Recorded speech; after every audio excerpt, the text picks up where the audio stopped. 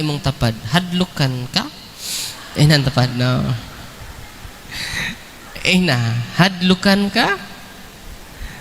Pasa hadlukan, iya kasyawa, liwat kay kasyawa. Paminawan niyo ha? Sa simbahan, Hello! Why simbahan? na-torture na mo. No! Only Satan. Only Satan. Only Satan Sinangis sa has pag-ampun one, my sa simbahan. God. Only Satan has one, my God. Understood? Only Satan.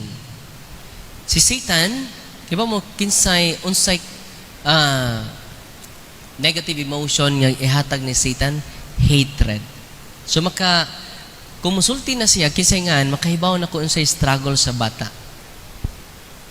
Dong kay broken family man siya.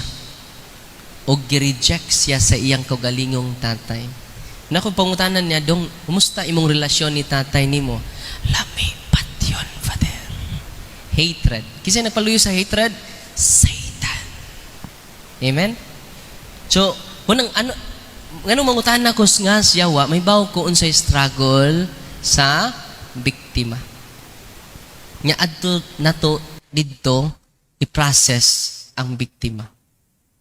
Nya dali siya mapahawa na as long as ma-process ang iyang hatred. Kaya in doorway sa bata, hatred man. Kaya ang ngan niya, ang ako, matud pa niya, so igisulti na, only Satan is one my God. Ang iya ng Ginoo si Satanas. Nga ma-confirm ni mo, kay grabe siya hatred, deep-seated anger against his own father. Kiwa siya ilhanga anak. Nakisa nisod niya si Satan. Muna nga, bantay mo, grabe man yung hatred. You are influenced by the spirit of Satan. Adi man sayop na masuko ka.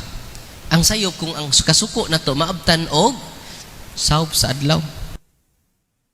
Efesos 5:26, kung masuko ka, ayaw pasawpi og adlaw. Kung musawp na dig adlaw, gigaan ni mong panahon si Satanas. Oy. Kaya ang kasuko, mahimo man ang anger. Anger is good for a moment. Di po siya sa kung masuko ka. Di pa na siya sa. Kanus may mong sa ang kasuko, mo curse na ka, mapungot na ka. Nya, dayon, imo nang i-savor ang imong anger. I-feed ni mo imong anger. Anak na makalugar si Satanas nimo. Hear me, Jesus.